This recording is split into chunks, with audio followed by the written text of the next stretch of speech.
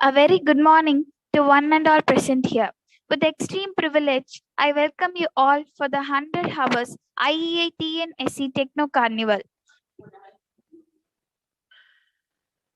Dear participants, kindly all of you turn on your video for the photo session.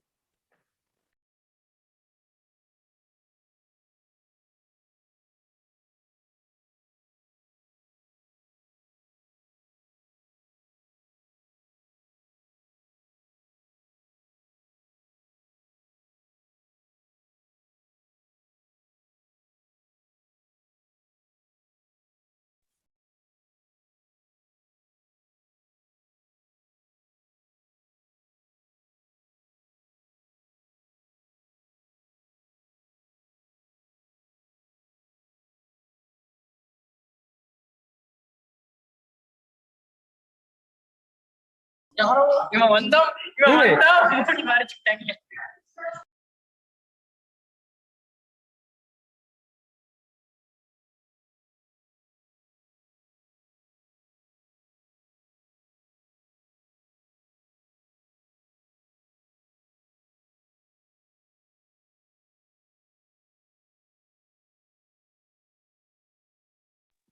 The Institution of Engineers, IEI, is the largest multidisciplinary professional body of engineers, established in 1920 with its headquarters located in Kolkata and incorporated under Royal Charter on 9th September 1935 by then His Majesty of King George V. The Royal Charter endowed the institution with the responsibility to promote the general advancement of charter engineering among its members and persons attached to the institution. After independence, the institution is a body corporate protected under Article 372 of the Constitution of India. The Institution of Engineers is administered by a national council with the president as its head. The Tamil Nadu State Center was established originally as the Southern India Center at Chennai on 22nd December 1922. The southern region covered the erstwhile Madras, Andhra, Mysore, Hyderabad, and Travancore, Cochin. As more centers were opened in the southern region, it was renamed as Madras Center and later became the Tamil Nadu State Center. Tamil Nadu State Center has a special significance in the formation of the institution, for the IEI was registered in 1920 in then Madras province at Chennai. The registered office was subsequently moved to Calcutta, the headquarters of IEI. To celebrate 100 years of IEI TNSC, a 100 hours techno carnival is organized. A mega carnival structure with one team, 100 hours, 100 topics, 100 plus speakers, with the participation of 100 organizations. Out of these 100 hours, today we have the third day event with the title Sustainable Developments of the Nation, the Role of Engineers, which is organized by IEI Salem Local Chapter, along with partnering institutions, KSR College of Technology.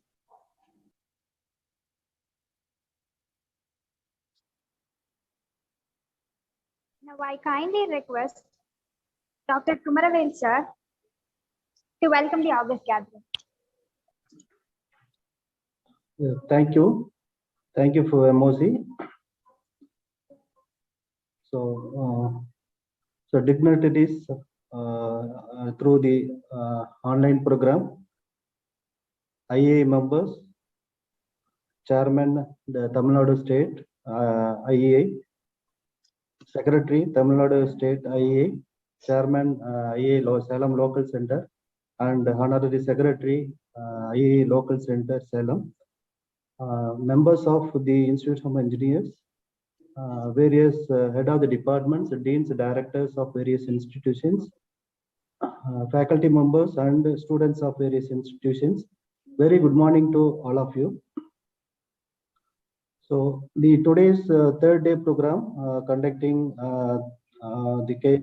College of Technology is organizing on the 100 hours IEI TNSC Techno Carnival program on the topic of green buildings, energy conservation in buildings, alternate energy, through the in association with the Institution of Engineers Salem Local Center, First of all, I would like to welcome the Chairman, Tamil Nadu State IEA Center, and the Honorary Secretary of the Tamil Nadu State Center IEA, and the Chairman of the IEA Salem Local Center, and the Honorary Secretary of the Institution of Engineers Salem Local Center in absentia.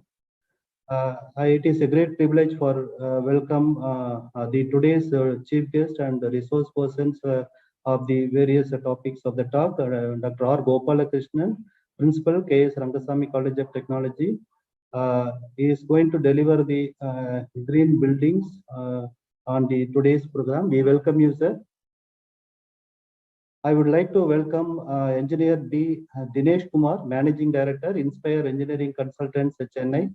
And Mr. Dinesh Kumar is going to deliver a talk on energy conservation in buildings. Welcome you, sir, on behalf of the KSRCT and the IEA Salem Local Center. I would like to welcome Dr. A. Murugesan, Head Department of Mechanical Engineering, KS Rangasamy College of Technology, and he is going to present a topic on alternate energy, renewable fuel for IC engines. I welcome you, sir, for this today's session. And also, I would like to welcome the coordinators and the faculty members, IEA members of the Institution of Engineers, Salem Local Center, and other centers also, the faculty members, deans, directors, HODs of various institutions, and the students of various institutions for this today's 100 hours IEA TNSC Techno Carnival program. Once again, I welcome you all and thank you for giving this opportunity. Over to MOC. Thank you. Thank you, sir. Now I like to introduce Dr. R. Gopalakrishnan. Dr. R. Gopalakrishnan is working as a principal, KS Rangasamy College of Technology, Tiruchenkood. He has 20 years of teaching and 10 years of research experience. Expertise in the areas of power systems, IoT, guiding 9 PhD research scholars at present. He has published 1 book and more than 20 technical papers in national, international conference and journals, and holds 1 patent and filed 4 patents. He received more than 8 crores of fund from AICTE, DSP, EDI, etc.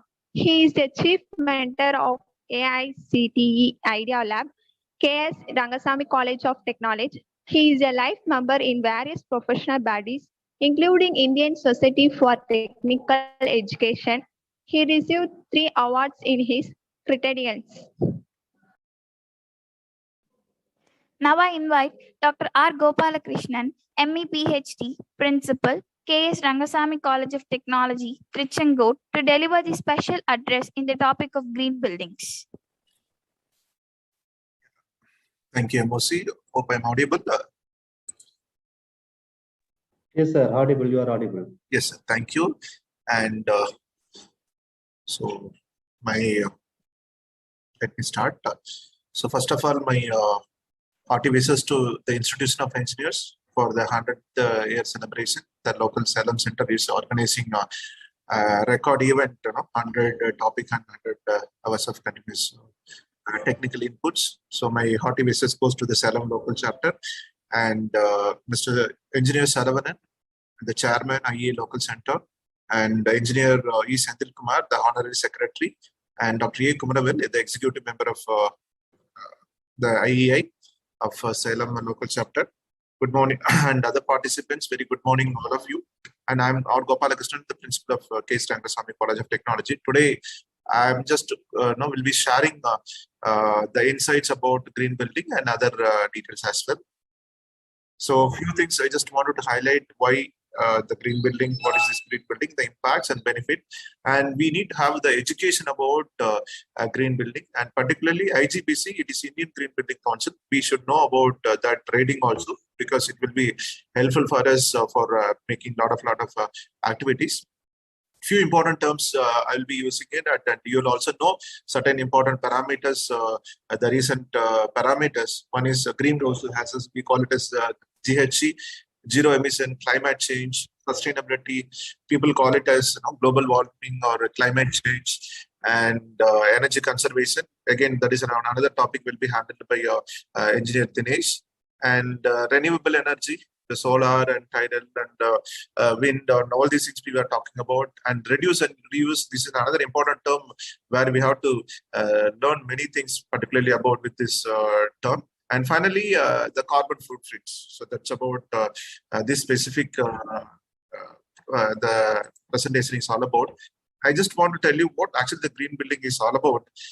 It is in a building where it involves the design and construction operation, which reduces or eliminates the negative impacts and can create the positive impacts on our climate and natural environment. That's what I'm talking. I was highlighting about sustainability, and this green building also preserve the precious natural resources, and which will be very important for the quality of our life. This is what I just tell you. It is improves our quality of life, and also it improves the Mother Earth. So that is what the green building is all about. So we will see how this can be done in our Mother Earth. So start from the selection of sites and managing the water and energy conservation in the buildings, and usage of materials. That's what we call it as sustainable building materials. And even the doors, that also should be environment friendly. And other things, we have to ensure the pollution is being minimal, and the air quality is increased. If you reduce the pollution, obviously we will be able to increase the air quality. And the material should be, usage of material should be non-toxic material. And we also follow the ethical and the sustainable process. And we have, when we do the design, so when we construct, we have to follow the Mother Earth, and we have to ensure that the quality, the occupants in the occupants of the life, we have to consider in the design and operation, and also enabling the adoption of the change in the environment.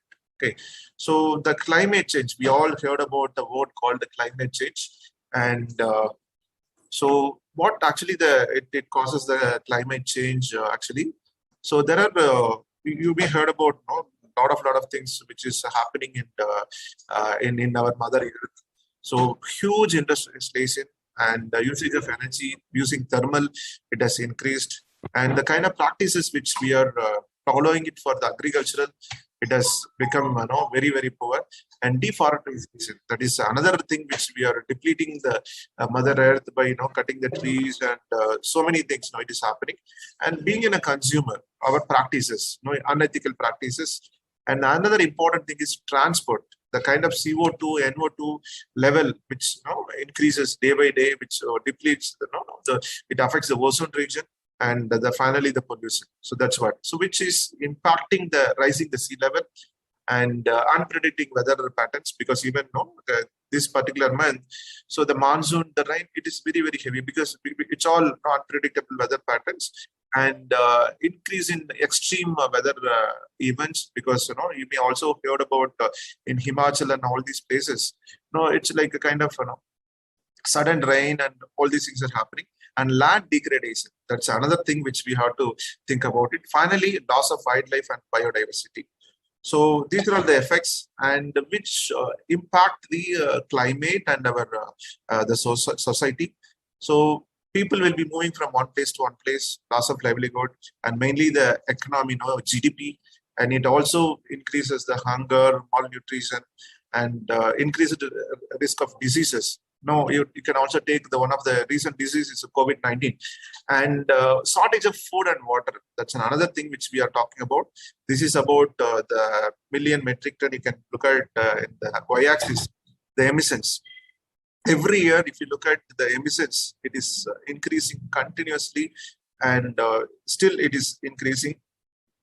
All the countries come together, even WHO, they come together, and to know they're working towards usage of some other alternate resources instead of diesel or instead of petrol. They're going with alternate resources. So these are the things we can work on. And another important thing, these glaciers, it may be in Antarctica, it may be Austria, any places for that matter. Just look at the 4 photographs in 13 and 2005, and in Austria 1875, and the right hand side in 2004. So the glaciers started melting so that the sea level will be increasing. And another impact, as I said, it will just relocate the whole towns. People moving towards the because you just look at the Chennai. So now Chennai, it is earlier it was a small town. Then it is in a metro city. Now it is in a greater city. So now it is increasing its footprint up to Chengalpet. So the relocation of whole town is happening, and there is no place for harvesting. So because of urbanization, there is no place for agriculture and other thing. And because of that, the basic foodstuffs, it increases like anything. And it also causes widespread of the poverty. So these are the things. If you look at the left hand side and the right hand side, because of the climate change, our greenery and water, it is all shrinking. We are not able to get the fresh water. You know very well the amount of water in our the water which will be useful for drinking and other purpose. It is very, very less in percentage. And some of the other parameters I wanted to highlight, which we are using to construct. So we have electricity, water, and all these things, and the roof cover, door, the floor, and so many things which is involving in the construction of materials. And I just will be connecting it with why the green building is required. So green building as a term, it is not only the house, it is also highlights the other building as well. I'll be showing it and why the green buildings is required for the country. And if you look at in the right hand side, the if you have the green building, the energy usage percentage will be reducing 24% to 54%, and the CO2 emissions also it is going down 33 to 39%, and water usage. So we can minimize, we can conserve the water, and the solid waste we can recycle and we can reuse. The solid waste also can be minimized. And again, regarding the green offices, so it is acting as in a better offices. It gains the productivity. So say for example, so offices in the sense it may be an IT park, or it may be a factory building, or where more people will be working there. If you have a more number of fresh water, fresh air, so it will give a kind of rejuvenation to the people who are working there. So 11% of the productivity will be increased if you have a good fresh air, and 23% of improvement in the productivity if you get a daylight. So that's the reason most of the companies, they are going for glazing. Either they go with a double glazing or a single glazing based on the comfort. And the second one is you will have they will have a 25% of better functioning and 18% of increase in the productivity because of the daylight. So again, this eco wall and the having local climate conditions and all these things will have a good impact on the GDP of the country and GDP of the entire world. It is not only on the GDP. We are all heard about the Sustainable Development Goals. There are totally 17 development goals, which is from the UNESCO.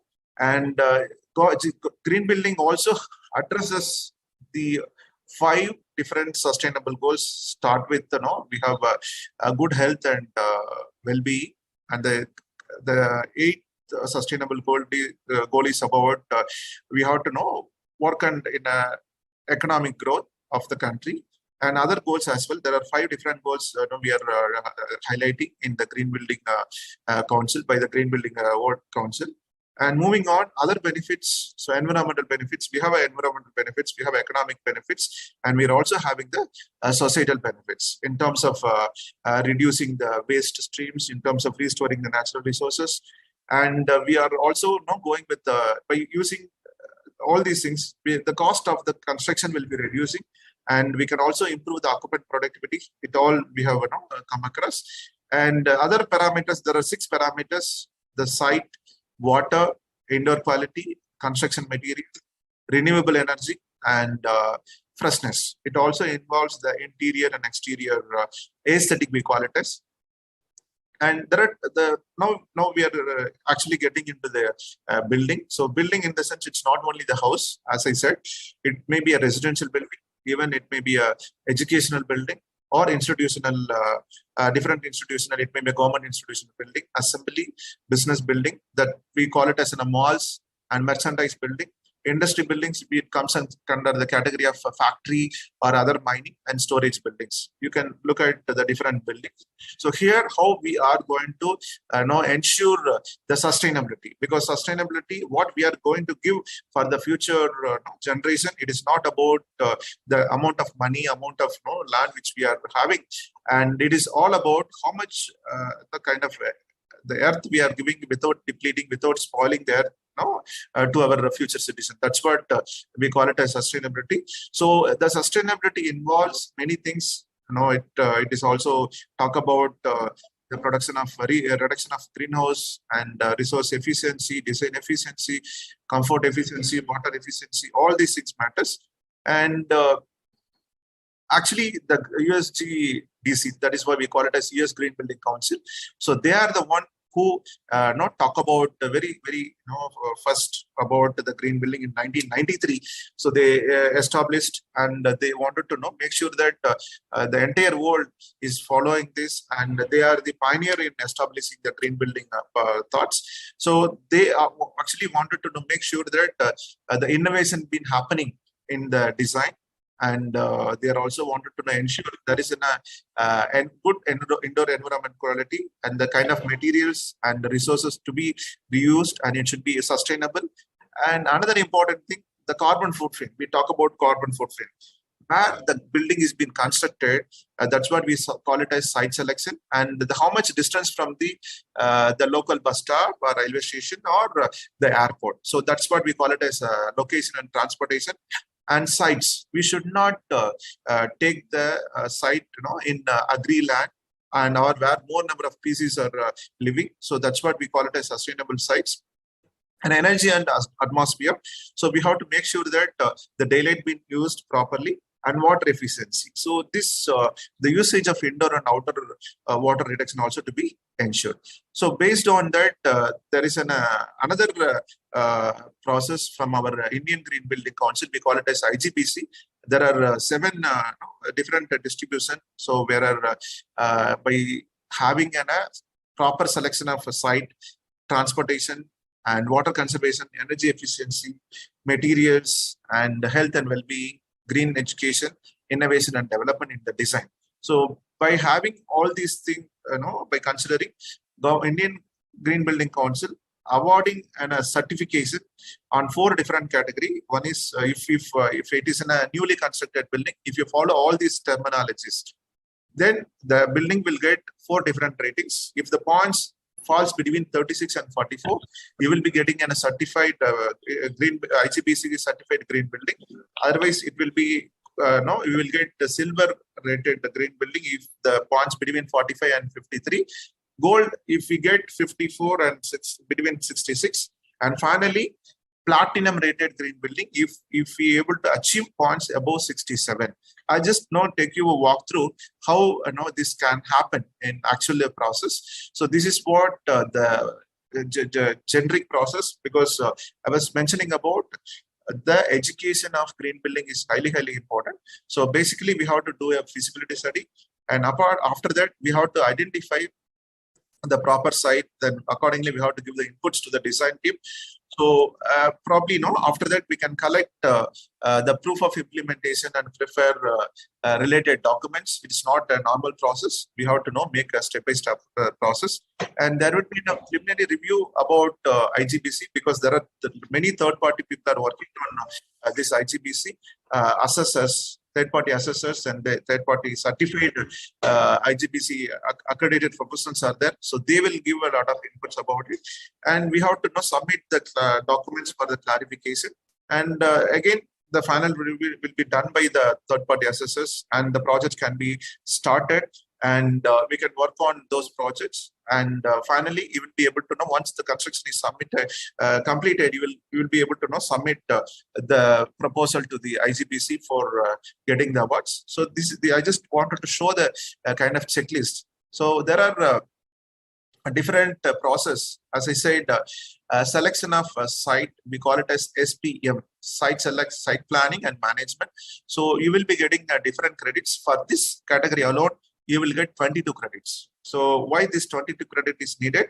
Because here, if you look at So totally 67 points. If you wanted to achieve 67 plus points, you will get the platinum rated. So total number of points is 90. So this 90 point is been divided into some different title. The first one would be site planning and management. So you will have each and every category. There are few points are mandatory. If you look at SPM, MR1, MR mandatory requirement. And similarly, sustainable transportation. So for to construct a green building, so we have to look at one is site planning, sustainable transportation, water conservation, energy efficiency. Fifth one is material and resource management. Sixth one is health and well-being. Seventh one is green education. Eighth one is innovation and design. If you follow 8 different practices, you can achieve the maximum of 90 points. Out of 90, if you able to get above 67, it is not just like the scoring mark in a paper and in an examination. This is all a real practice, real process. Based on your process, based on the evidences which you are submitting, IGBC will be awarding you above 67 or above 46 or above 54 based on your points. It will be awarding. Then the building can be converted. A building can be called as the rated building. It may be a green, certified, or silver, or platinum, or gold. This is what the process. So I just wanted to take you for the site planning and management. 2 credits are mandatory credits. M is known for mandatory. So for that, you will not get any credit points, but it is an important one. It is a mandatory. It is a prerequisite. So here they are considering 5 different things. So the building, the building which you are constructing is within the campus. Say, for example, you take an education institution, you are going to construct a new building. Ensure that it is within the campus, and yes, the site is not whether it is preserved or not preserved, and that you have to identify, and whether it is meant for green cover or vegetation. And heat island reduction, it should be a kind of a terrace where you will also ensure that you have to go with certain parameters for the heat island reduction.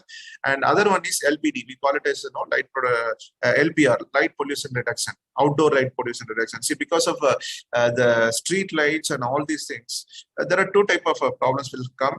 It will spoil the See, nowadays we never have a habit of looking at sky and checking the stars and the moon very rarely. So because of this light pollution, it will obviously affect the spices. So a lot of insects will be dying, and it will be flying, and obviously it will affect the natural species and the insects. So that is the reason we are the IGBC is highlighting the outdoor light pollution reduction also to be reduced. So these are the mandatory things. See, want of time, I just wanted to highlight only the important parameters. See, this SPM is site planning and management. So wherever it comes as SPM, MR1 is a mandatory thing. So make sure that it is within the campus. So it may be a new building or existing building. It is applicable for both the category, because in green building, there are 2 category of awards or 2 category of certification can be obtained. One is you are constructing a new building. Yes, you can go for a IGBC new building. The second one is if you are already, the building is there, if you wanted to go with the rating for the existing building also, yes, it is possible. So these are the parameters have been considered. So here, mandatory one, you are using the efficient plumbing fixtures. Say, for example, if you go with certain flexures, we have certain water closets. So you just flush it. So how many liters per flush? So LPF is liters per flush. So LPM, liters per minute. There are 2 categories. Say, for example, you are using the urinals. One flush, how many liters will be coming in a urinal. Similarly, the faucets and health faucets and shower head. So you will be continuously you can operate it in such a way that shower head, you look at it 10 liters per minute. So that's the reason people tell you have to educate the children so to use the shower in minimal. So these are the certain important terminologies. LPF is liter per flush, and LPM is liter per minute. So one flush, how many liters you will be spending it. So we have to go with a water efficient plumbing fixtures and water efficient lighting systems and high performance air conditioning system. So in a house, in a building, what are the things being available now? Say basic things. You need to look at water. You have to use light. That is a basic requirement. The third one is nowadays we are talking about air conditioning and other things. It may be a geyser or it may be other things. So basic three things: water and your lighting, and the third one is air conditioning. So you have to go for energy efficient lighting and the HVAC equipment also. You may heard about the Bureau of Energy Efficiency. We call it as BEE. So you just follow the rating of ASTRAE. So that is in a standard 90.1 2010. So either we have to follow this standard, and otherwise we have to ensure that you are going with a high rated, star rated energy fixtures. And this is another mandatory. Please ensure that the erosion and sedimentation controls. Why we have to go for it? Because when you know very well now the continuous rain is happening. What happens because of the continuous rain? The soil, it has been eroded and it is going in the drain. It may be a stormwater drain or it may be a sewage drain. So all the soil, if it is gone in the water, it may be deposited in the drain or all these things. So we cannot have any control measures on the soil. So we must ensure that as per the NBC 2005 part 10, there are two chapters will be there. One is protection of landscapes during the construction and soil and water conservation. So we have to follow those things and we have to ensure we are control. We have the soil erosion control. We have taken the soil erosion control. These two are the mandatory. So this is about the NBC. When we construct a new building or a factory or anything, we must ensure we are following the certain codes. One such code is National Building Code. Another one is National Electric Code, NEC, and ASTRAE. And there are so many norms are there. We have to follow all these things. Certain prerequisites is to be followed. And just look at the sample photographs for this erosion control and wheel wash stations and barricades around the construction sites. Because when we construct, a building, ensure that the debris or in the fly, these things, it is not disturbing the public. So that is also need to be considered. So we must have a barricades around the construction site, and the soil erosion control by having the gravel road at exit. And this one again, at least 5 points to be, we must have 5 points minimum. So this is about the green building within the campus. There are 10 points. For all the 10 points, we will get, if you get 10 out of 10 points, that is really great. Otherwise, we must ensure we are following at least 5 different effects. It may be heat island effect. We have to have a high reflective point on the terrace. So that we can avoid minimum number, we can avoid low temperature of AC. Say for example, if you have a good reflective point on the terrace, the thermal insulation will be there so that the heat will not be conducted and it will not be there in your room. So you can go with minimum 24 or 25 temperature in the AC. Otherwise, you have to maintain 18. So which causes the high consumption of energy. So that's what I just highlighting. High reflective point for the roof. And water efficient plumbing fixtures, you will get 30.3 points. And wastewater usage, reuse of wastewater. So it can be treated for a separate line should be there for the flushing, and where you can have, we can reduce the water and refrigerants and energy efficient lighting. So this is what light pollution reduction. If you go with minimum 40%, that would be really, really great. And high performance equipment, high amount of star rated, that would be really good. And this is in a green cover and vegetation. Try to have the green cover in the. There are 2 places where we can do it. We can have more number of tree saplings per acre, and we can also have a vegetation more than normally. We think that if you have land, that would be a green cover. It is not so. If you have a more number of vegetation or trees, that will be called as a green cover. It is not about land. Having a land, it will consume more number of a huge number of water. And moving on, heat island reduction. Now we just look at the kind of trees we have planted for the parking and in the pavers, grass pavers, and all these things are it will reduce the heat islands. Otherwise, it will increases the heat island. So that can be reduced by having more number of trees and hardscape materials for the for car parking area. And another thing, how to reduce, we can have the the parking can be done in the basement, so that we can avoid a separate space for the parking if you go with parking in the basement. And moving on, outdoor lighting, light pollution reduction. So here we should not have the upward lighting. So it will increase the LPD, that is what lighting power density. All the lights should ensure that it should be straight down. There should not be any light in the upward direction. We have to do proper simulation and we have to make sure that we are following it. And see, this is what. Look at the right hand bottom side.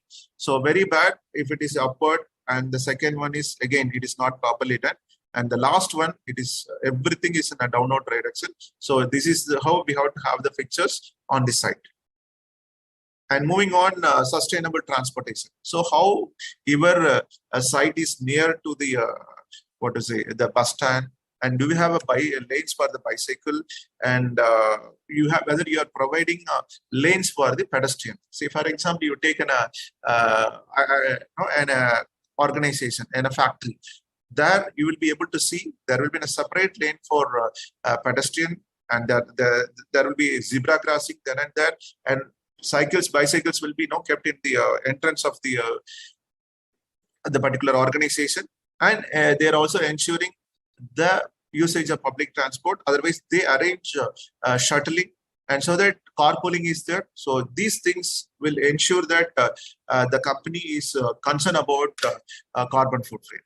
And moving on, this is transportation. So bicycle transportation. This one, water conservation. Are we really giving importance for the rainwater, landscape design, and irrigation? Wastewater, are we treating the wastewater? Do we have a water metering? So that if we have a water metering, we can understand how much water we are using.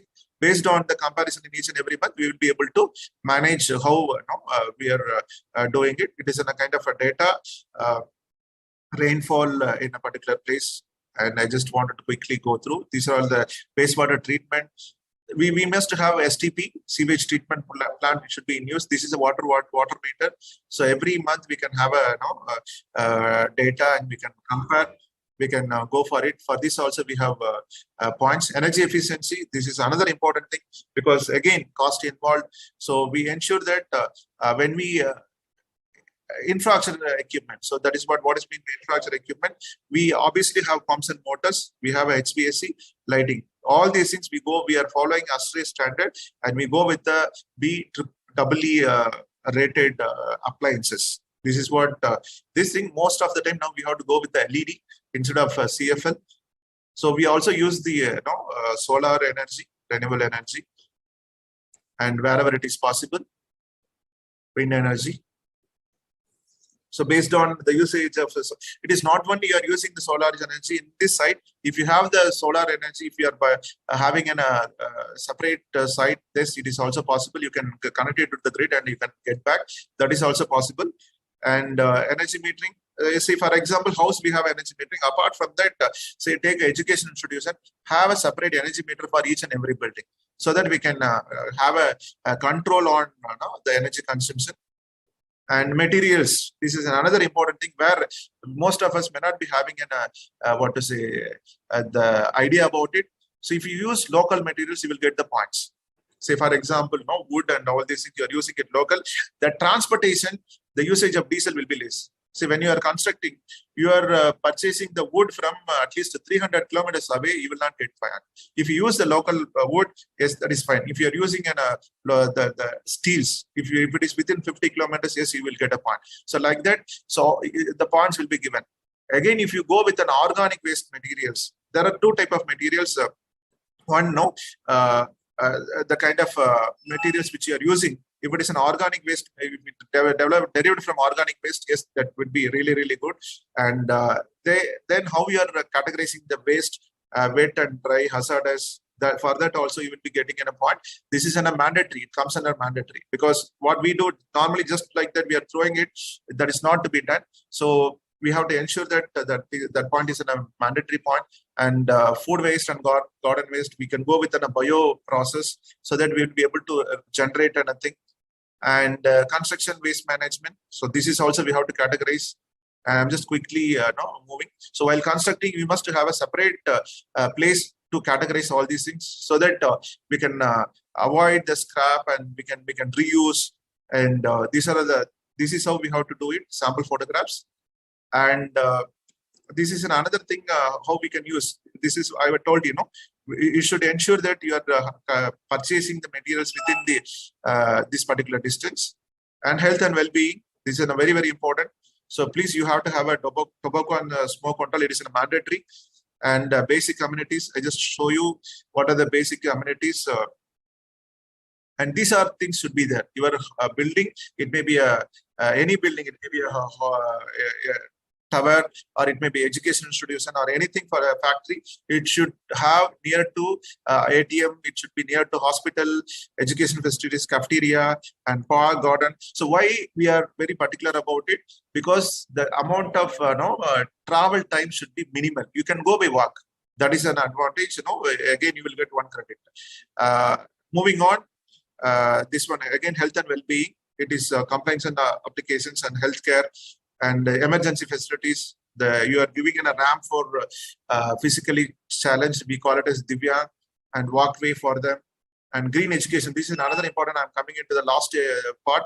So green education, we have to educate our co-workers and our children and the entire community, so that we can ensure the CO2 and the glaciers and all these things be properly maintained, and otherwise it would be very, very difficult for us. And innovation in design. So how we can do the innovations? We can properly plan the site, and water conservation, energy efficiency, and materials and resource management, water conservation. These are the place where we can do the innovations, and we can get the points, particularly lighting design and water conservation and materials, selection of materials. And moving on. And IGBC, if suppose you get an Indian Green Building Council, AP, the accredited professional, then you will get 2 points. Obviously, you will get 2 points. So some of the green buildings, I just want to tell you, the first green building is CIA, Confederation of Indian Industry. It is in Hyderabad. The first platinum rated green building. So these are the other green buildings as well. In Tamil Nadu, we have a green building, the multi-specialty hospital. Earlier, it was a secretariat. And green building education, first one was introduced by 1998 by United States Green Building Council. So we call it as leadership in energy and environmental design. So that's what. So there, the points are different. Our points are different. I just wanted to compare. So this is USGBC. This one is IGBC. So look at it, above 75, this is what the rating. And we can refer this particular site. You just type igbc.in. Even any, they are giving a lot of taking a lot of steps, and make sure that we got good awareness. And their vision, make the India to have the largest pool of trained professionals in green building environment by 2025. Let us all work for it. And so I must thank the Institution of Engineers for giving me the opportunity. So overall, I just wanted to tell 3 points. If we work on certain aspects, at least even in an existing building, go with LED, replace CFLs or incandescent lamps with LED fixtures. The second one, go with the BW rated, Bureau of Energy Efficient appliances as high star rated. The third one, wherever it is possible, let us switch off all the appliances. And we also go with an IoT based control, because now even if you travel also, you will be able to switch off or switch on any appliances. And the third one, transportation. We should have a habit of pooling. So in abroad, there is in a carpool, having a habit of using public transport. So let us not, if suppose 1 or 2 persons traveling, we should not travel in the car. So these are the certain ethical practices to be followed, so that we can save the earth and we can give this earth in good manner to our next generation. Otherwise, we may have the money, but we may not be able to buy water or buy food. Otherwise, again, the depletion of earth and the agree, without food we cannot survive. So with this, let us save the earth, let us go green, and make sure that this earth is be there another millions of years. So thank you for the opportunity. Thanks. Over to MOC. Thank you, sir. Thank you for your wonderful presentation. Dear participants, all your queries can be asked at the end of the session. Now I'd like to introduce Engineer Dinesh Kumar, Managing Director, Fire Engineering Consultant, Chennai. He completed his UG degree in 2005 at Aruna Engineering College.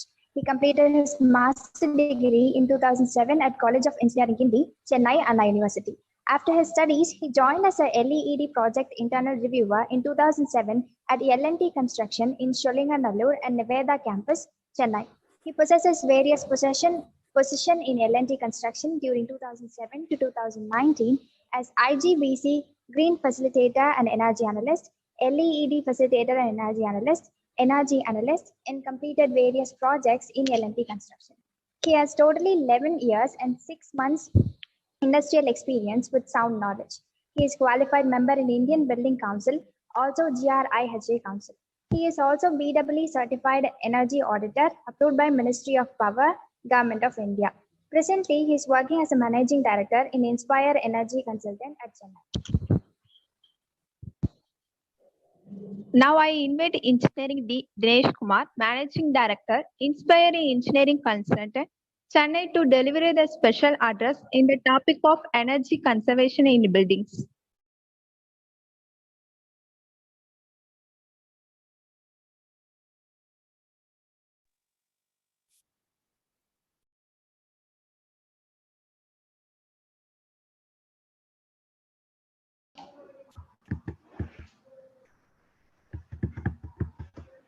Hello, good afternoon to all. I am happy. Are you able to hear me? Hello. Yes, sir. Yes, sir. Yes, sir. Yes, sir. Hearing, sir. Yes. Hearing. Yes. I am happy to be the part of 100 hours EAE Techno Carnival. And today's theme about sustainable development of the nation, the role of engineers. In that, we are going to discuss about energy conservation in buildings. So buildings is a structure wholly or partially enclosed with exterior walls, roof, which make affordable shelter for persons or occupants. Basically, this is a simple term for buildings, which offers affordable shelter for the human beings or living animals.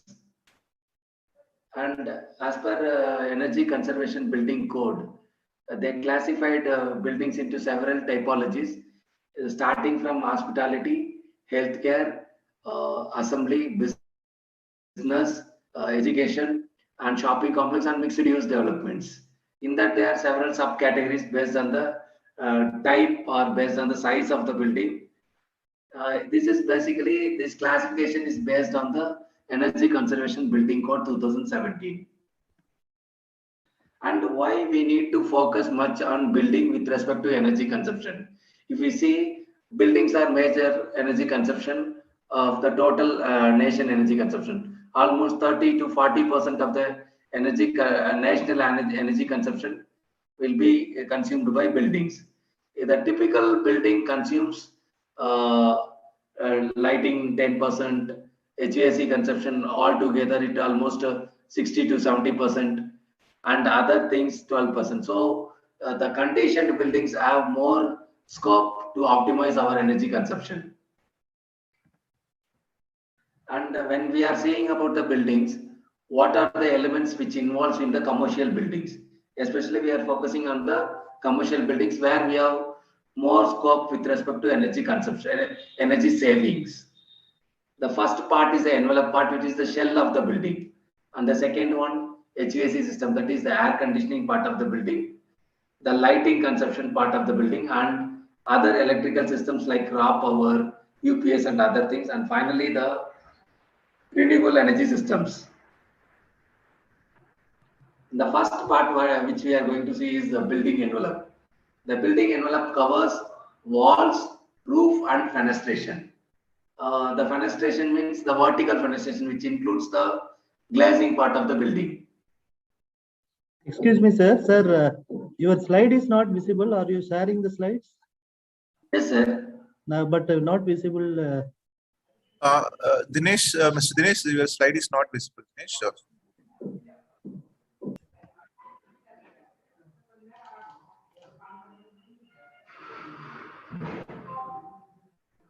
Are you able to see my screen, sir, now? PPT is not shown, sir. PPT is not visualized. You just go for a tab or go for a. Yes. Are you able to see my screen, sir? Yes. Now it has come. Yes, Dinesh, you can proceed. Yes, sir.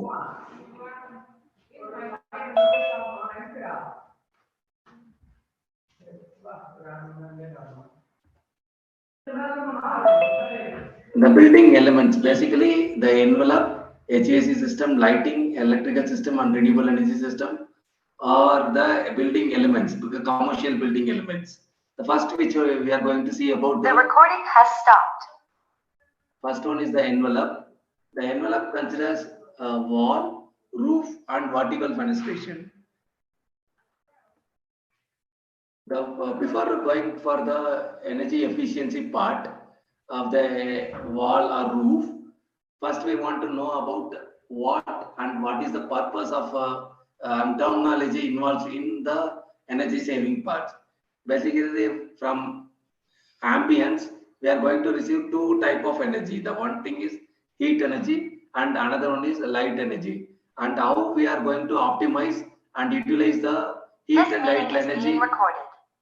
Heat and light energy with respect to our comfort. The first terminology, U value, which is refers as the thermal conductivity part of the energy, which is the heat transfer due to the conduction. Basically, the ambient temperature will be somewhat 35 or 40 degree. What we require is 24 degrees. So there will be a temperature difference, which creates the heat transfer, so that continuous transfer of heat rises because of this conduction. So the parameter which is responsible for the heat conduction is U value. And the second parameter, the SSGC, solar heat gain coefficient. Basically, the solar heat gain coefficient is the property of the glass. It means that vertical fenestration. The amount of heat transfer will be decided by the property of SSGC. And the third one, that is the light, visible light transmittance. They used to call it as VELT, visible light transmittance. This is the property which is responsible for amount of light which we are receiving through the windows. And how we are going to reduce the heat losses inside the wall. First, reduce the conduction losses and reduce the convection losses and radiation losses. Basically, three heat transfers. Heat transfer basically happen by means of three modes, that is conduction, convection and radiation. To reduce the heat loss by means of conduction, we need to use the low value materials, low value U value materials. It means that using high resistivity with respect to heat, high resistivity materials. It means that low conductive part of the materials. And to reduce the convection, we need to properly seal the buildings. It means that proper closing of windows and doors, and providing a vapor barriers and proper protection of air leakage systems. And the final one is the radiation. as Gopal sir said, coating the roof with light colored paints, basically which increases the reflectivity so that the radiation losses from the chillness transfer from inside the outside, and it also help you to reduce the heat island effect in the particular campus. So these are the strategies which we can reduce for wall. Why we need to reduce the heat transfer through the wall? Basically, the heat entering to the building increases the energy consumption for HVAC system. So we need to reduce as much as possible, and we need to maintain the proper set point temperature when we are operating the HVAC systems. And see this one, how we can reduce by means of coating high albedo paints. The white paints basically will have high reflectivity. The property for reflectivity will be defined by solar reflective index, SRI. When we are selecting the paint which is having high reflective index, then it will have good reflectivity.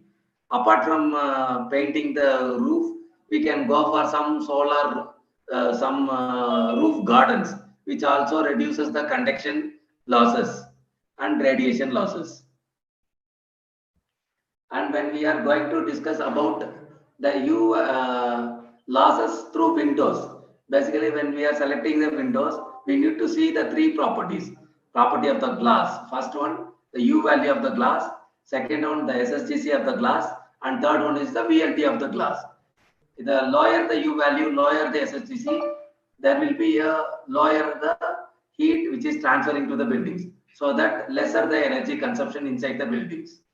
So when we are if you are going to select the glass for your windows, it should have lesser U value, lesser SHGC, but higher VLT. It means that daylight provisions should be higher. And this is the small schematic representation which says how heat transfer happens. See, the U value is responsible for conductive heat gain, whereas the SHGC is responsible for direct heat gain to the buildings. And the second part of the building elements is air conditioning system. When we are discussing about the air conditioning system, most of the commercial buildings are centralized air conditioning systems. So chillers play the key role in conditioning of the buildings. There are two type of chillers basically used in conventional commercial buildings: the water cooled chillers and air cooled chillers. Water cooled chillers are more efficient compared to air cooled chillers, but still we are in the state we have the water scarcity. So most of the places air cooled chillers are proposed. We can go for water cooled chiller or air cooled chiller with high coefficient of performance. So that the COP means the highest coefficient of performance. When we are selecting the chiller with high coefficient of performance, means that you are consuming less to attain your required thermal comfort. And apart from selecting the high efficient chillers, we can go for more controls so that we can reduce the energy consumption by means of having proper controls to the systems. Timer based controls, basically whenever the office is operating from morning 9 to 5, whereas the systems are started from 6 to 6. So we can optimize our operation of the chiller by our operation of the air conditioning system by means of having a proper timers. It means that morning 9 to 1 system will be in the on. 1 to 2 there will be a lunch break, so the system will get off. After that 2 to 5 the system will be in the on, so that we can optimize the hours of operation, so that we can reduce the energy consumption for HVAC system. The second one is temperature controls. We can adjust the set point controls so that we can meet the required thermal comfort with minimum energy consumption. Apart from these two controls, the important control is occupancy controls. Whenever the person leaves the room or space, the system need to have a knowledge about whether person left the office, so that the occupant sensors provides signal to the system saying that the person left the space, so that it will switch off the particular HVAC system in the particular zone, so that we can optimize the energy consumption required for the particular zone conditioning. And another one is the fan controls, basically the speed of the fan. Reducing the speed of the fan, it reduces the energy consumption. Whenever the occupancy level is lesser in the zones, we can, these kind of fan controls will have maximum saving of 20 to 30%. And the other part is the energy recovery systems. Basically, when we are taking the return air, in that return air, there will be some amount of chillness in that. If you are observing the particular chillness, in order to cool the particular zone, we can reduce some amount of energy savings in the air conditioning systems. And the third part is lighting system. When we are going for a lighting system, it means that efficacy need to be focused. The lumen per watt. It means that amount of lumen which the lumen can be delivered by the lamp for unit power consumption. The CFS will have 50 lumen per watt, whereas LED and high pressure sodium vapor lamp will have higher efficacy. It means that it can be able to deliver more lumens with less energy consumption. So when we are selecting or buying some lamp, we can see that in that cover of the lamp, we can able to find the efficacy lumen per watt, or otherwise they would have specified the lumen separately and watt separately. By means of the 2 lumen ratio between lumen and watt, we can able to arrive the efficacy of the lamp. And similar to air conditioning system, we can provide some control system in the lighting systems, so that we can reduce the energy consumption in the with respect to lighting illumination of buildings. The first part is automatic shut off, space control, daylight control, exterior control, and other controls. The timer controls basically the optimizing the operation hours of the lighting systems. And occupancy sensors, when we are seeing when we are leaving the space, the system need to sense that there is no people in the particular zone. That kind of sensors will reduce at least 10 to 20% of energy consumption per day, so that the annual energy consumption will be very much higher when we compare as in the terms of energy cost. Optimizing the artificial light with daylight. When we integrate artificial lighting system with the daylight system, we can reduce some energy consumption. In order to integrate, we require some daylight sensors in the zones. The daylight sensors need to be placed in the particular space, so that it can switch on and off based on the light available, so that you can reduce the energy consumption for artificial lighting system. And as Gopal sir said earlier, we need to use it means that top focused lights. We need to use the fixtures in such a way that it should focus where we require proper illumination. It means that very bad, it illuminates all over 360 degree. When we optimize that one, the best shows that where exactly we need illumination, the light should capable of providing illumination to the particular area, so that you can reduce energy consumption, as well as unwanted illumination of sky, which usually disturbs the nocturnal animals' life. And providing the automatic automatic switches, astronomical switches, reduces the light working hours. Basically 6 to 6, based on the timers, the street lights will get on, so that we can reduce some amount of energy savings with respect to that.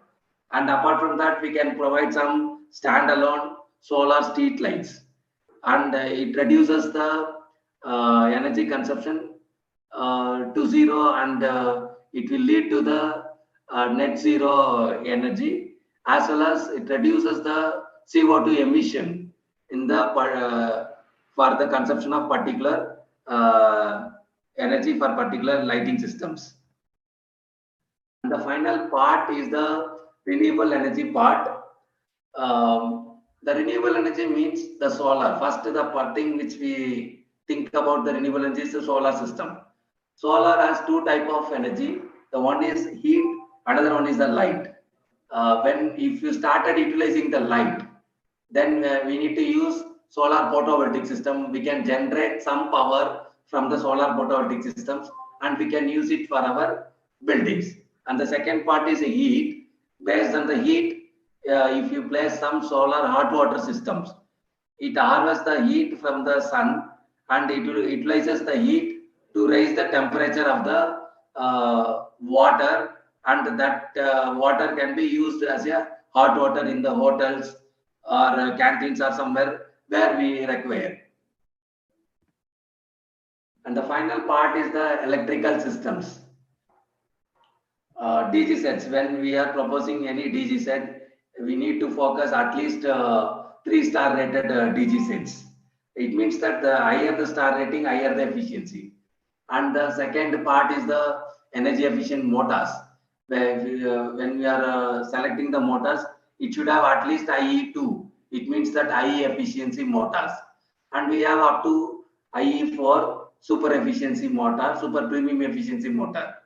And when we are focusing on the power factor, we need to maintain at least 0.97, and we need to focus towards unity. But still, 0.7 is a acceptable number of power factor. And in order to achieve 0.97, we need to provide some automatic APFC panels. It means that automatic power factor controller panels.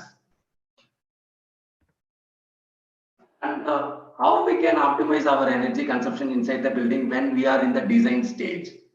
And there are several strategies to arrive the energy consumption and optimize the energy consumption in the design stage itself. And one of the strategies is building energy simulation.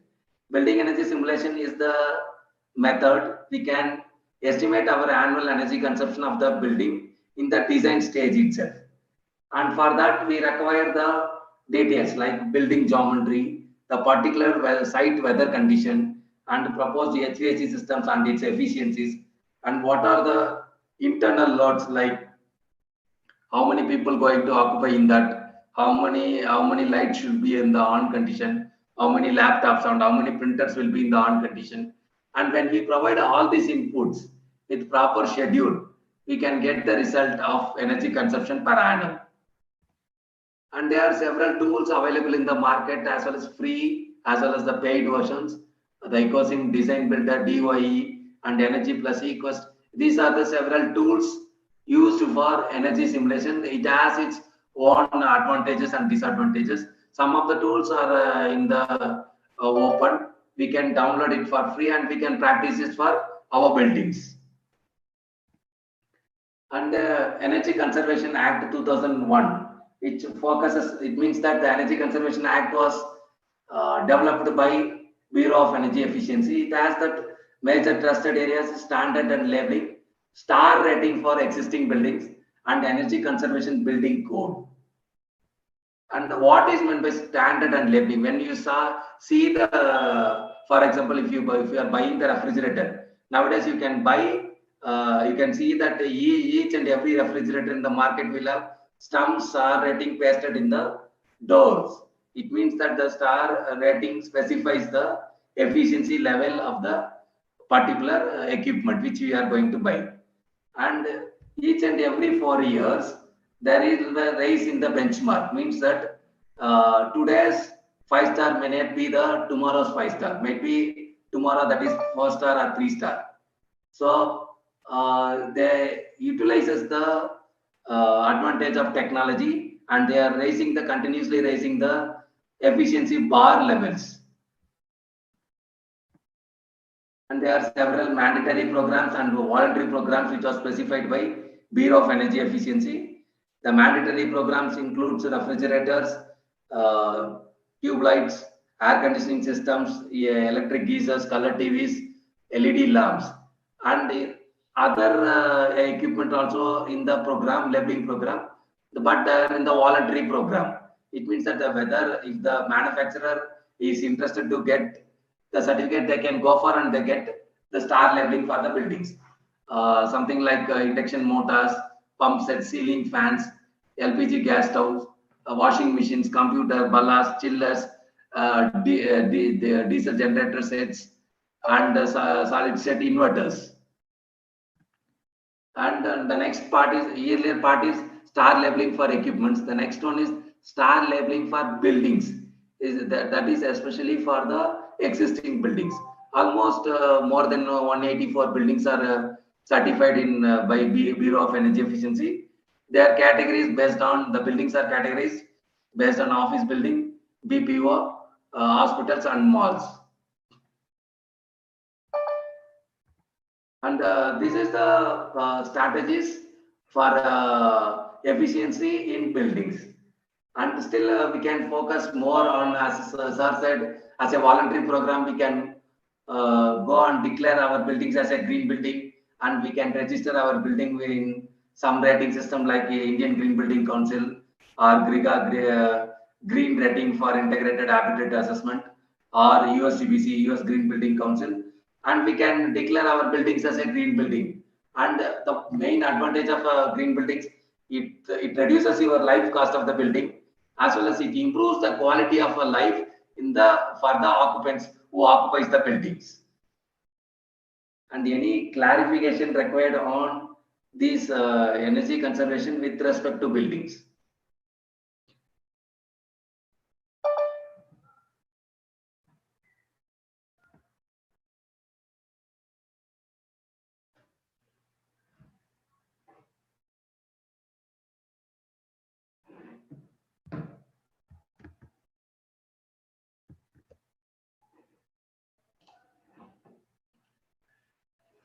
Any clarification required on this energy conservation in buildings?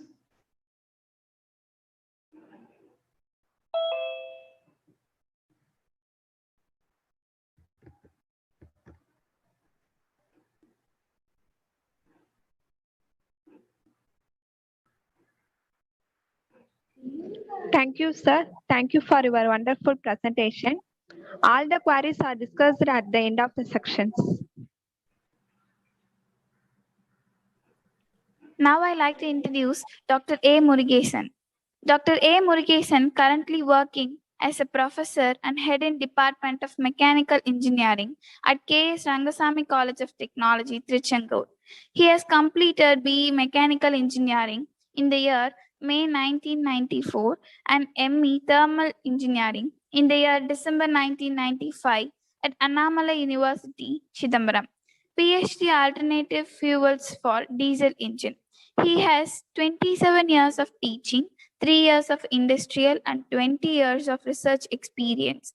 Expertise in the areas of thermal engineering, energy conservation, alternate fuels, IC engines, emission control, nano fuel additives, and automobiles. Guided 6 PhD and guiding the 4 PhD research scholars in the area of green fuel technology and renewable energy. He has completed 6 sponsored research projects, including AICTE funded rupees 12,11,765 under RPS scheme in the year 2022. He has published 10 books and more than 230 technical papers in nation, international conferences and journals, and holds 1 patent and 6 copyrights. Google Scholar citations 2787, H index 27, I10 index 31. He is life member in various professional bodies, including the Institution of Engineers. He also reviewer for high impact factor peer-reviewed journals like International Journal of Renewable and Sustainable Energy Reviews, International Journal of Green Energy, etc. He received 12 awards in his credentials. Now I invite Dr. A. Murugesan, ME, PhD, Head, Department of Mechanical Engineering, KSR Rangasamy College of Technology, Tiruchenur, to deliver this special address in the topic of alternate energy, renewable fuel for IC engines.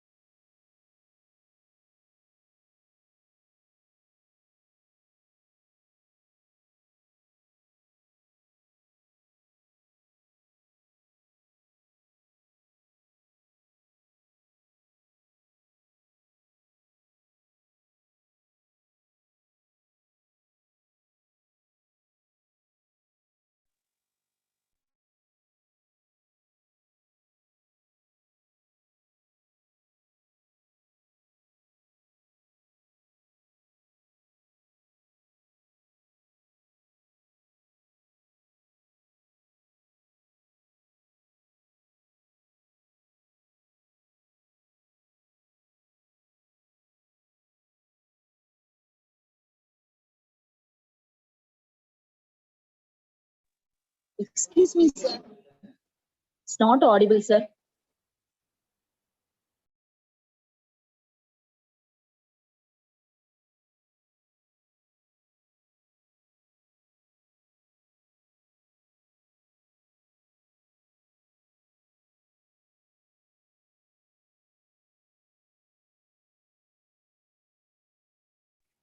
Fast diffuse fossil fuels.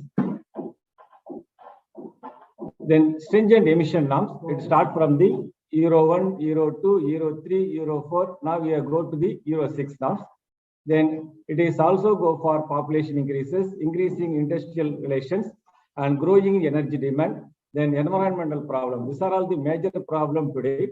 We are focusing on the alternative sources of energy. So my presentation overview is health effect due to pollution, environmental effect due to pollution, need for alternative fuel, green biofuel production, application of biofuels in IC engines and automobile application. Conclusion. This is my presentation overview.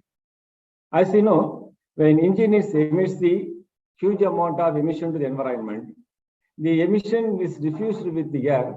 It goes to the environmental pollution. So if lead is present in the emission, it affects the brain and nervous system of our body. A continuous lead, a person has inhaling, it mental disorders. Finally, it go for harmful for plant and animals. Then second emission is known as a carbon monoxide.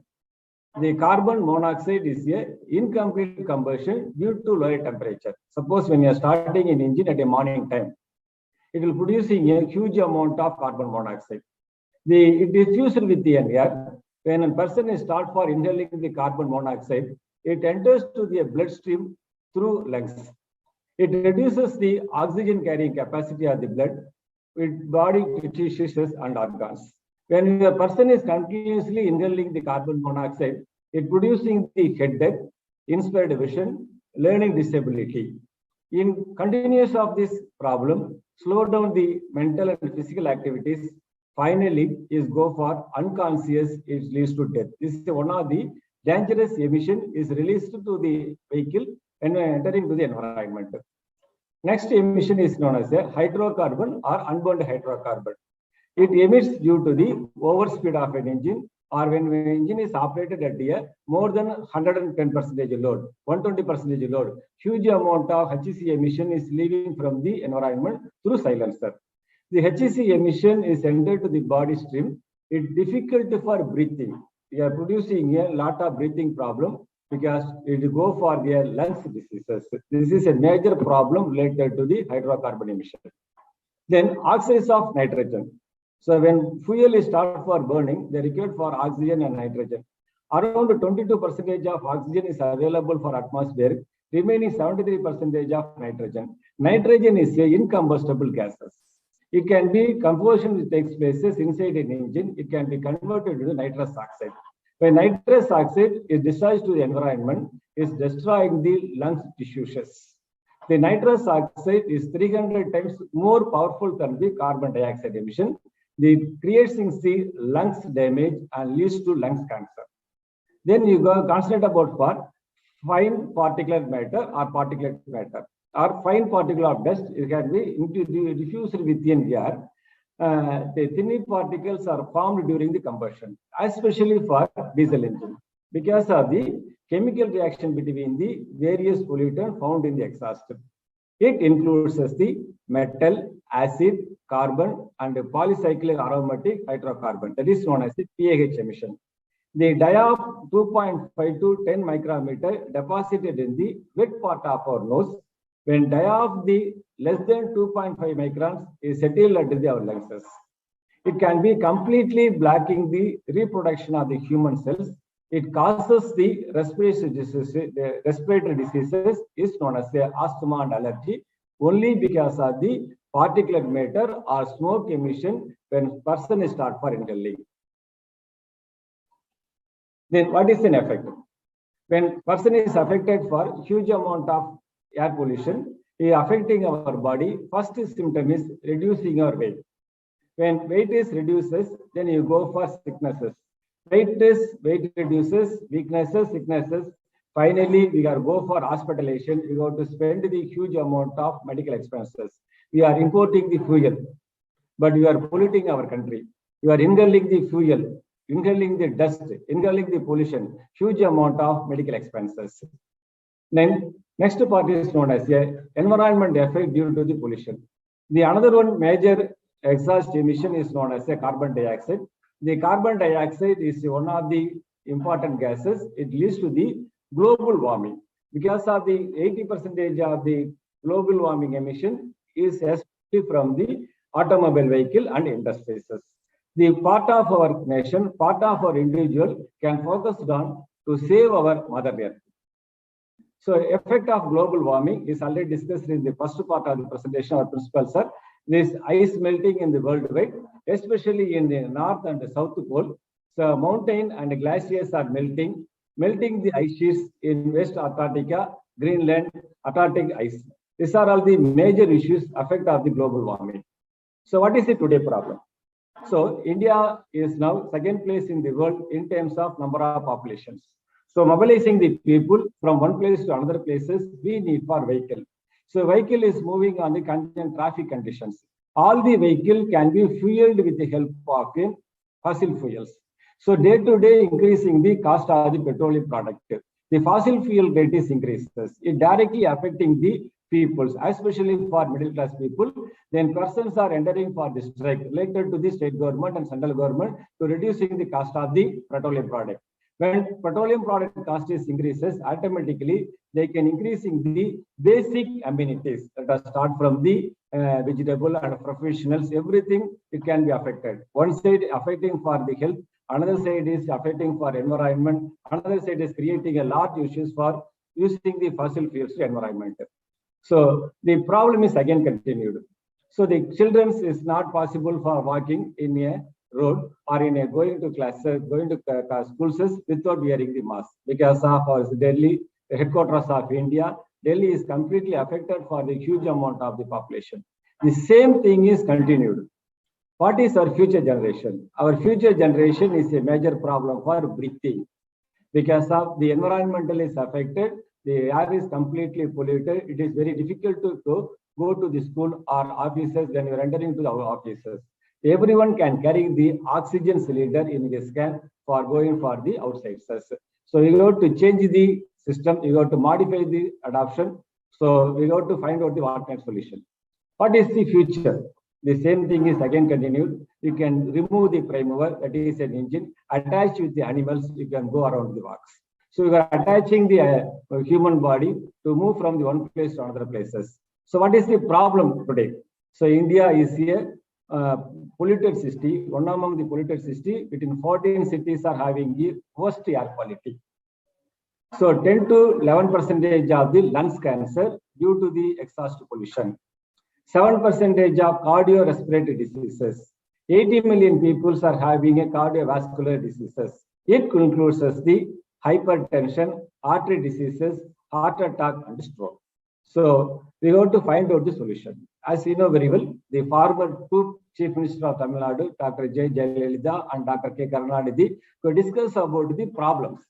So there is a major problem related to the environment, related to the alternative fuels. We can find out the viable fuel, alternative fuel available for local. It can be green fuel, affordable cost. Everything is discussed in the year 2006. Immediately, this problem has handed over to the Indian Science Congress. So Tamil Nadu stands the first place in the India for effective utilization of the renewable energy sources. In 2007, January 5th, the Indian Science Congress was organized by the Annamalai University. The main focuses of the Indian Science Congress is focused on only thing is find out the alternative fuels. The other time, our Prime Minister is Manmohan Singh. The special address he is focused on find out the alternative fuel. At the same time, it increasing the production rate of the alternative fuel without affecting the Mother Earth. The next day, our former President, Dr. APJ Abdul Kalam, he is also insisting the day-to-day start for depleting the fossil fuel. We find out the alternative fuel for IC engines. It will be useful for replacement of the fossil fuel to protect our Mother Earth. So Indian Science Congress focused on the year 2000 only for one agenda. The particular agenda is to find out the renewable alternative fuel. At the same time, it is not affecting for Mother Earth. Then the problem is handed over to the science and technology people as an engineers. So, what are all the alternative fuels are available? So you can the alternative fuels for petrol as well as a diesel. We can concentrate only for the liquid fuel, not for gaseous fuel. The alcohols can be produced from the ethanol. Biodiesel is produced from the vegetable oils. So the alcohols and vegetable oils are available at the affordable cost. At the same time, it is available locally. When you are using the alternative fuel, increase the revenue for the nation. It is a non-edible, renewable, protect the environment. The particular alternative fuel can be used for the both old as well as a new diesel engine. Now, first we are concentrated for the alcohols for the diesel instead of petrol engine. So India is the second place in the world for producing the sugar cane. So using the sugar cane molasses, we can producing the ethanol. Using the fermentation technology, we can producing the ethanol. The cost of the ethanol is come around the 25 rupees per liter. India can possible for producing the 1.5 billion liters of ethanol per year because of lot of sugar mills are available. For effective utilization of the sugar mill molasses, we can producing the ethanol. So ethanol is one of the very good alternative fuel for petrol engine. We can directly adding the petrol, we can operating an engine. So you know our former president, former Prime Minister of India, Indira Gandhi, is operating with the help of our former Anna University professor T.R. Jagadisan. We are conducting the experiment in Anna University, Chennai. An ambassador car is operated on the 100% ethanol. So the 40 years back, our Tamil Nadu people start for operating the alternative fuel technology for automobile. The same thing is also discussed with our T.R. Jagadisan sir to our former President of India, Dr. Venkatraman, Mr. R. Venkatraman. So after the 40 years, now the process has been implemented by the government. The ethanol is added to a petrol. We are operating the e-vehicles for ethanol as a fuel. But another thing is major problem for ethanol is not possible for operating in a diesel engine. So we are introducing the ethanol through diesel engine through a emulsification methodology or carbonation methodology. This experimental setup is available for our laboratory. We are conducting the experimental studies using the ethanol as a dual fuel mode for diesel engine. So we are conducting the testing 80% of the possible for replacement of the diesel by using the ethanol as a fuel. So ethanol is a partial replacement fuel for diesel engine, and we can possible for operating the 90% for petrol engine. So and similarly, let us go for the diesel technology. So in diesel engine, we are possible for operating the biodiesel. The use of biodiesel for engine fuel may insignificant today, but such oil may become a course of time important as a petroleum and coal tar product for present time. So the first engine operated on the diesel using the peanut oil operated by the rod of diesel. So what are all the alternative fuels available for diesel engine? So main function is from the vegetable oil. The vegetable oils are classified into two categories. One is known as a edible oil and non-edible oil. The edible oil is costly because a basic need for human is known as a food. So we cannot concentrate about for edible oil. It is concentrated for non-edible oil for biodiesel production. The non-edible oil is come under the different oilseeds like jatropha, Fungi maya, neem, cottonseed and castor oil. These are all the oils are available abundantly. Using this oil, we can producing the biodiesel for operating an engine.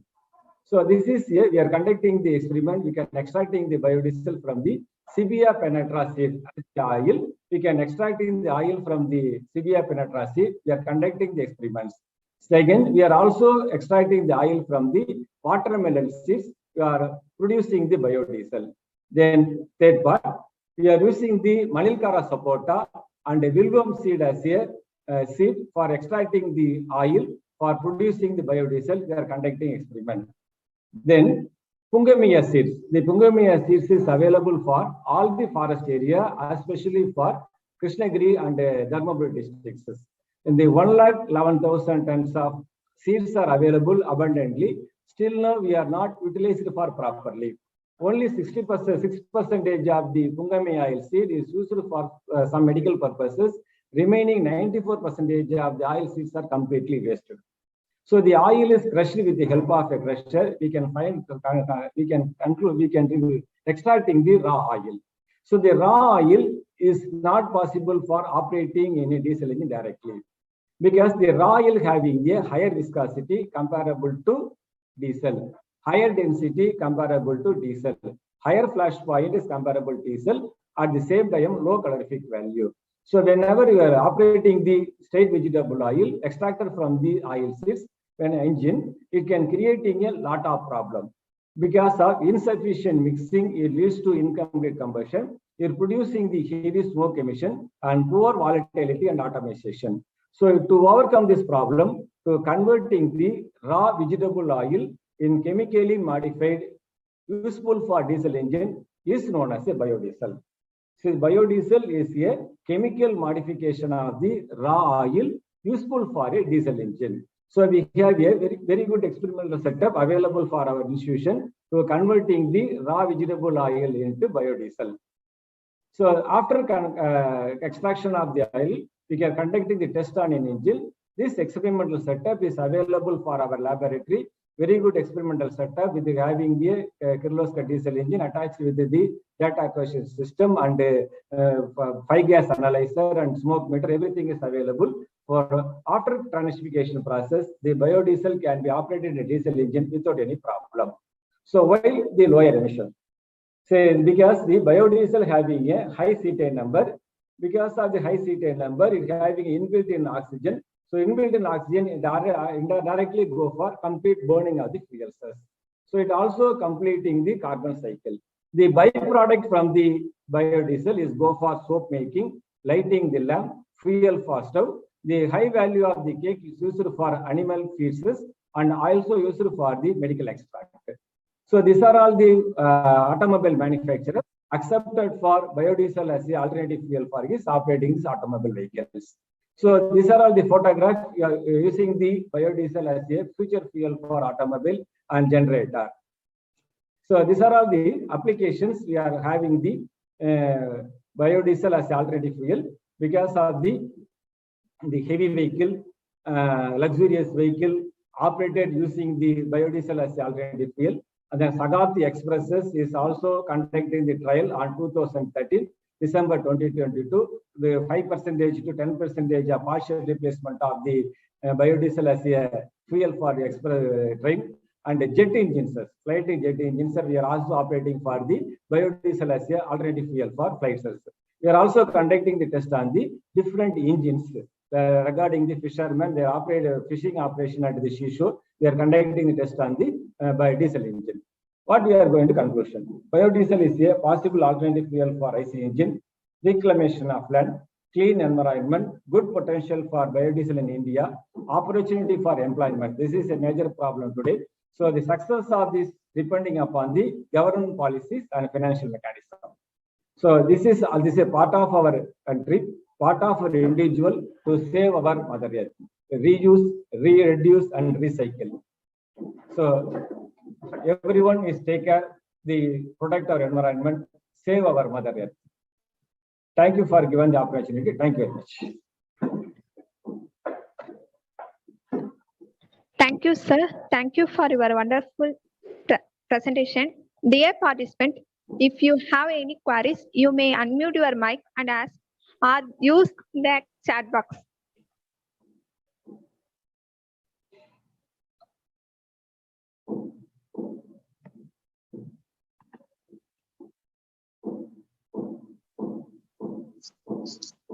Very good afternoon to you all. I am A.K. Goswami, Engineer A.K. Goswami from Odisha, Rourkela, and I am Chairman Institute of Engineers, Rourkela, and serving Rourkela Steel Plant as General Manager. And I was very much interested to participate in this program because I myself is a civil engineer, and all these subjects are very beneficial to the society and very learning factors for the civil engineers. And I congratulate Engineer S.R. Saravanan, Honorable Chairman, and Engineer N. Senthil Kumar, Honorary Secretary. And I do have one not very much question, but anyway, the first one, let me go to the first one. Dr. R. Gopal Krishnan, Principal, K.S. Rangaswamy College of Technology. Your deliberation was very fantastic and wonderful, very nice and very useful. Just one was there. What do you mean by this high performance air conditioning system? Just before that, I want to tell that I have got the opportunity to visit one drug manufacturing factory nearby Ahmedabad. And there I found a very huge building, but without any air conditioners, what we usually use. So it is totally only air cooled. So, that is why it came to my mind that a high performance air conditioning system means total B5 star rating, or without any air conditioning system and this air cooling. Please, sir. Yeah, I'll tell you. See, so we have visited, it is an industry or what it is? Sir, let me explain. That is a Ranbaxy drug manufacturer. Okay. Manufacturing unit. Normally in our house, we have a, we call it as a tonnage actually, 2 TR, 4 TR. Based on the CFM, we go for the calculation of the tonnage. Okay, that is how we select the ACs, air conditioning equipment. So when we go for the huge buildings, it may be IT park or it may be a very big building. There are two types of air conditioning system will be used. One is the smaller units where it is in a small rooms where we cannot have the centralized air conditioning system. But the second one is centralized air conditioning system. Most of the places we are using the centralized air conditioning system. And in the centralized air conditioning system, again, we are going with the two different method. There is a cooler will be there. Then there is an air handling unit, AHU we call it as. So the cooler will be in a different place. Again, the cooler, it may be a water chilled cooler or it may be air chilled cooler. So these two things are there. So if you have all these things in place, and again, you can also have a. Hello, hope I am audible. Yes, you are very much audible, yeah. sir. So we can have the air cooled the chiller, and again the chiller. Now we have water cooler, water chiller, and air chiller. These things are available. So the chiller and air handling unit should be combined, and the air will be circulated to the conditioned air will be circulated to the different places. So the selection of equipment, the selection of chillers, and the type of compressors, it all matters when we go for the centralized air conditioning equipment. So this is what I was talking about, high performance in the sense, the more number of tonnage, and the more following the ASHRAE standards. If you follow the ASHRAE standards, yes, we will be able to see. Where you have only the vents, you will not be able to see any equipment as such outside. So even you can have a VFD, variable frequency drives, to control the air handling unit. So these are the combined system where I'm talking about high performance air conditions.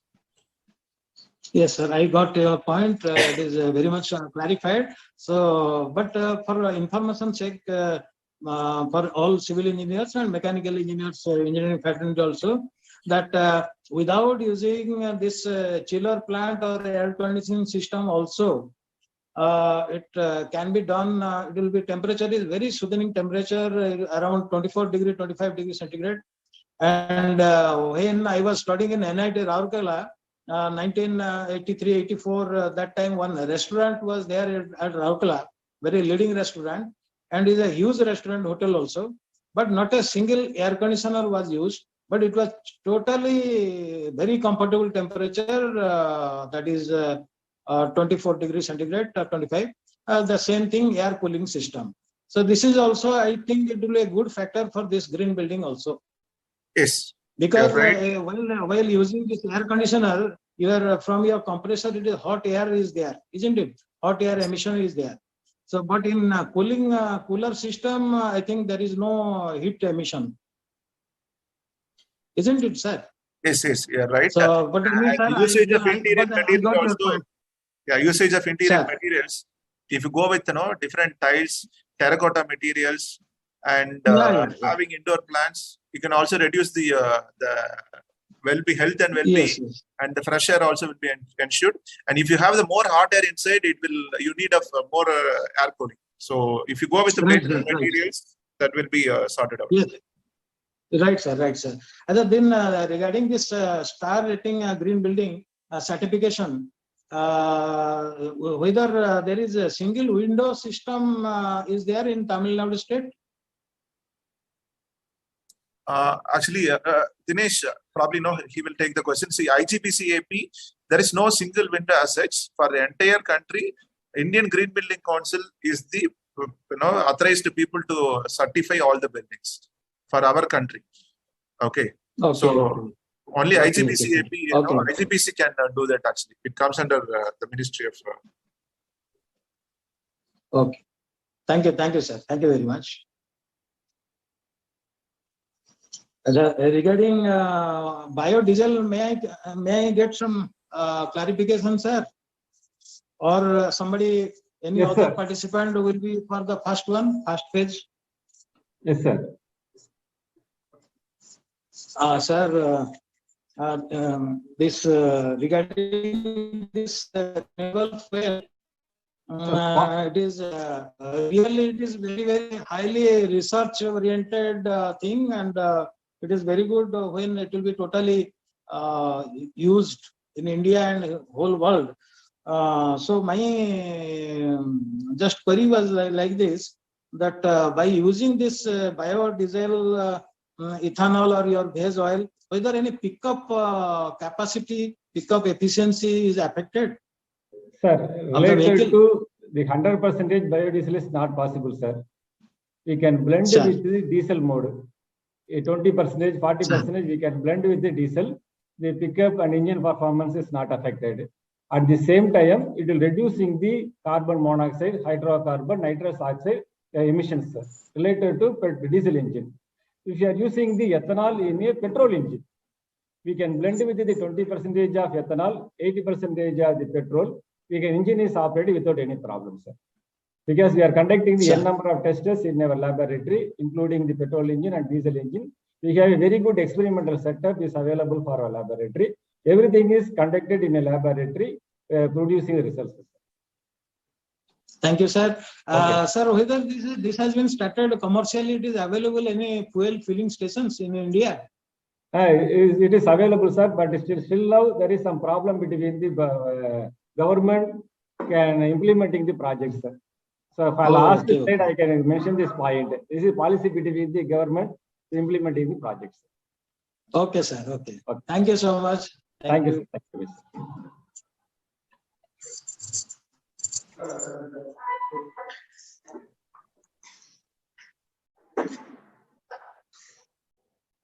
Sir, good evening, sir. Dr. Murugesan, sir. Yes, sir. Good afternoon, sir. Sir, excellent presentation and then excellent data you are presented, sir. But a small clarification only we have. That can we connect our this IC engine blended with wired diesel with any generator or any load condition, sir, if it is possible? Yes, possible, sir. We can operating the generator with the 20% of the biodiesel, 80% diesel is very good. At the same time, reducing the emission from the diesel engine, sir. It is also proved. Some rural areas, sir, we are operating the 80% of biodiesel and 20% of the diesel. I also presented in this slide also. Yes, government is also permitted, especially for rural areas, for electrification purposes.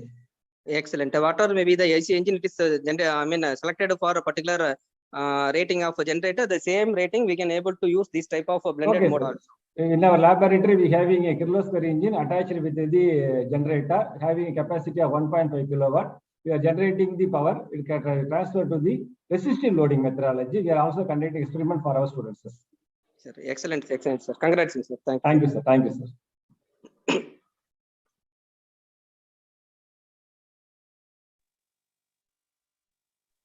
Dear participants, thank you for your passions.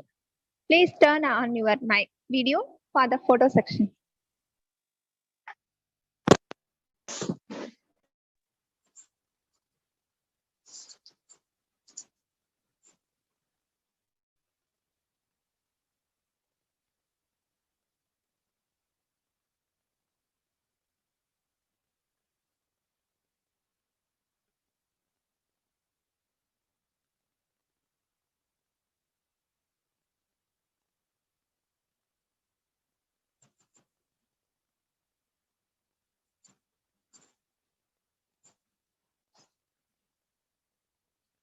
Is it over now, photo session?